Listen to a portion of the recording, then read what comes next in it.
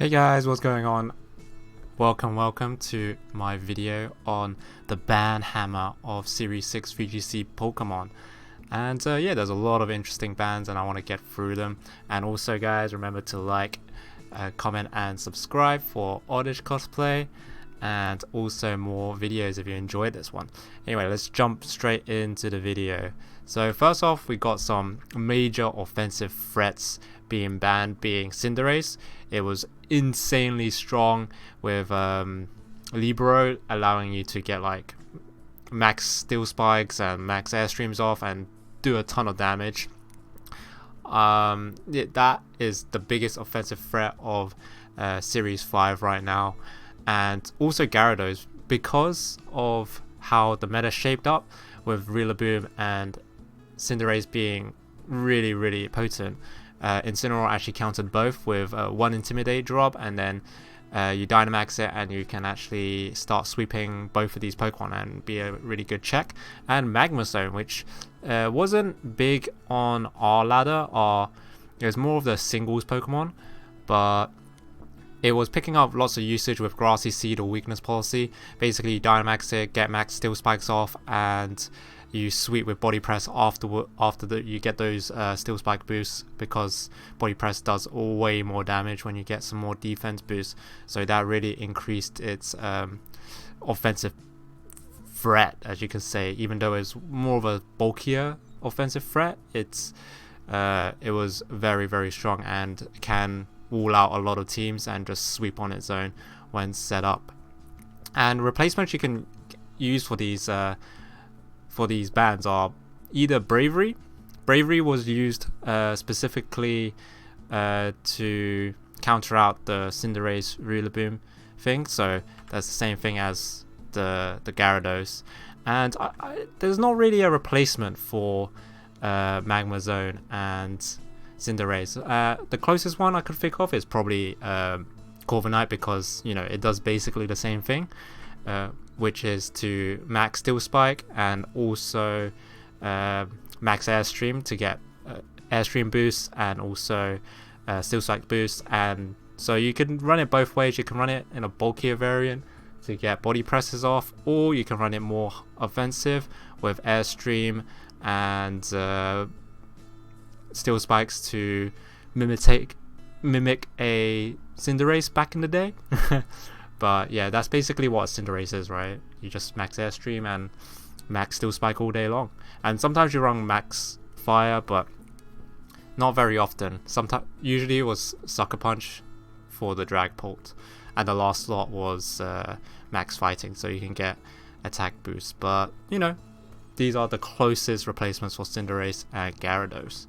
And I couldn't really put Dragapult in the offensive threat because it did so much. It was also a support, and Dragapult was insane. I had to put it in its own category. It basically did everything. It has beat up support, you can get light screens and paralysis with thunder waves and stuff. It was really strong, and losing this Pokemon is pretty detrimental, I would say, but it's only for this season, hopefully.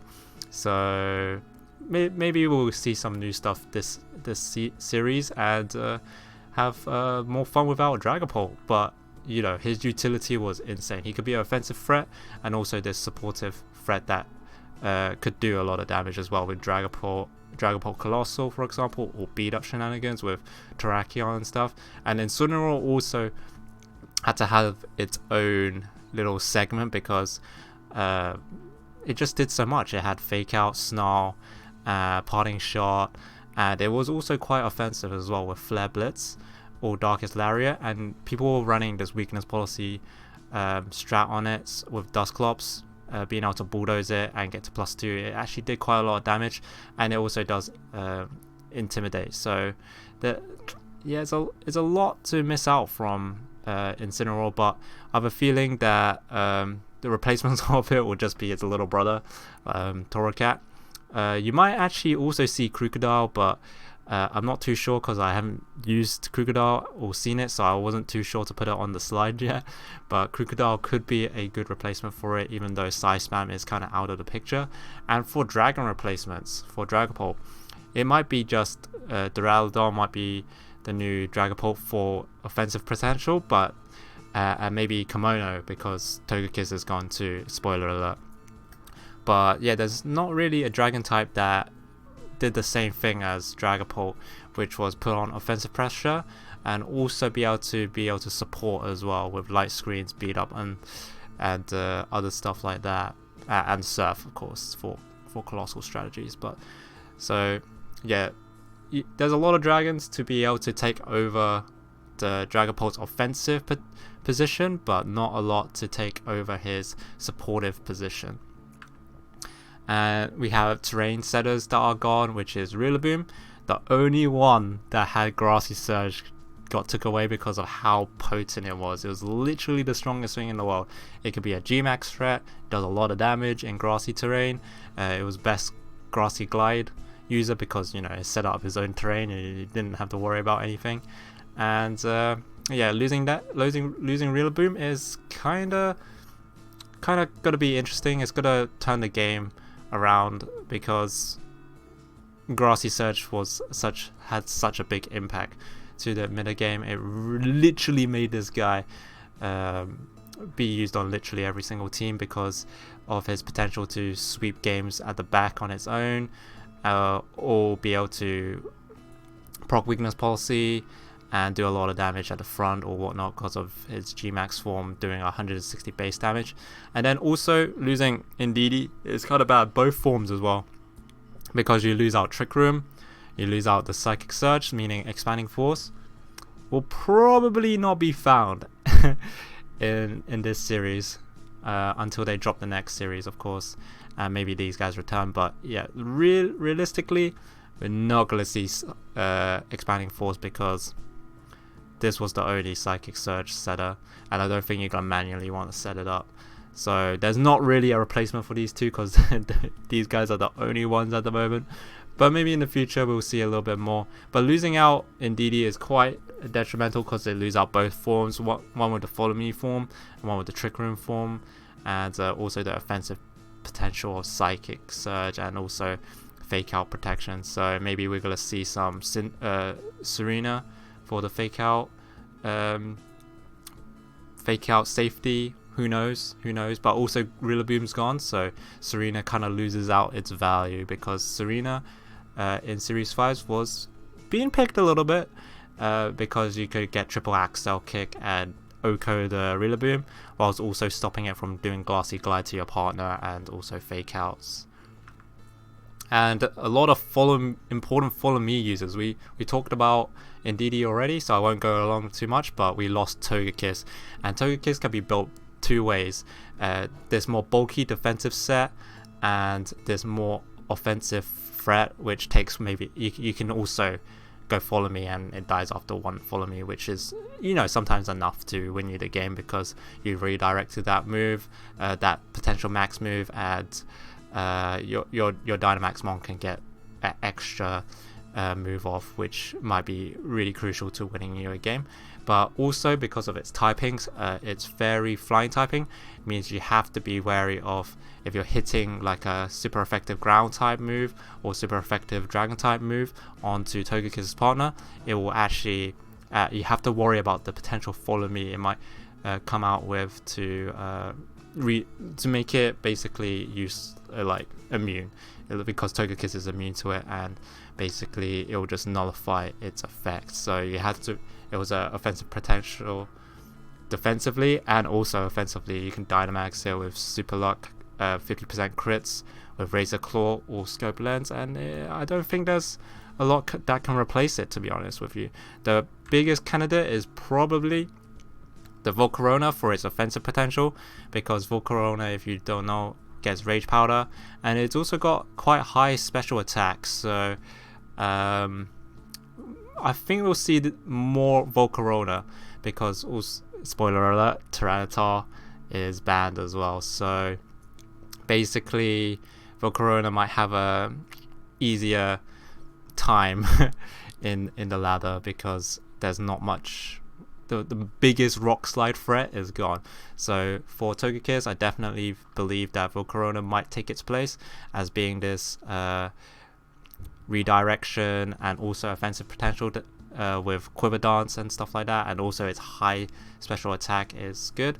But the premium Follow Me user is probably like premium defensive Follow Me user is gonna be Clefairy, Porygon Z.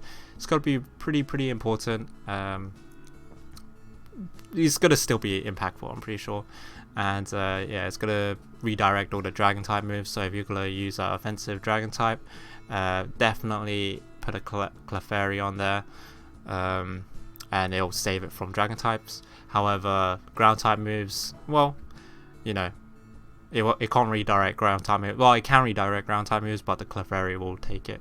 And of course, one of the more premium setters of Series 5 with being Among Us, with Spores and Rage Powder is gonna still be around, so watch out for that. Some people are running Polypath for more supportive set, and some people are running Giga Drain Energy Ball with Sludge Bomb for a potential to Dynamax, so this guy can go a lot of directions, and be a huge threat as well. It is a threat on its own, and it's not gone. So Among Us is going to be pretty scary. And Rillaboom not being here means Rage Powder is less likely to get redirected, because grass types are not very strong. I really don't see much grass types to counteract Rage Powders with Rillaboom being gone as well. So we'll see. Maybe Safety Goggles will get picked up more, but we'll definitely see. And at the bottom left we have our little boy Butterfree, which has a chance to be used with, because it's got Rage Powder. It can Gigantamax for some offensive potential with Sleep Haxes, and also it's got Tailwind as well. So yeah, we might see a little bit of that, but I feel like it's a little bit too squishy for it to have too much impact compared to Volcarona, Among Us, or Clefairy. They all have, you know, significant amount of bulk. Even Togekiss has a significant amount of bulk. This Clefairy kind of just dies in one shot, unless it's on Focus Sash, but then it dies in 2 shots. These guys can probably stay up to like 3 or 4 turns. Next we have Weather, biggest bad hammer being Torkoal Venusaur.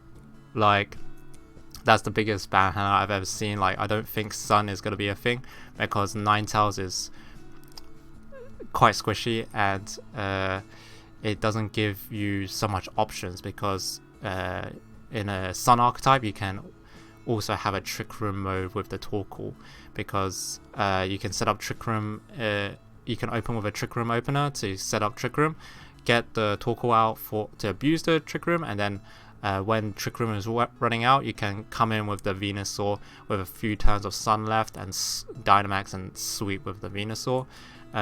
Losing out Tyranitar, Excadrill, and Hippowdon.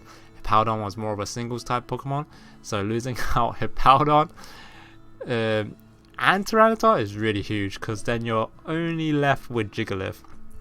And Jigglypuff is not too bad, but losing like, if Hippowdon was still around, we'll be able to use Hippowdon, because Hippowdon's pretty cool. Look at him, he's pretty awesome.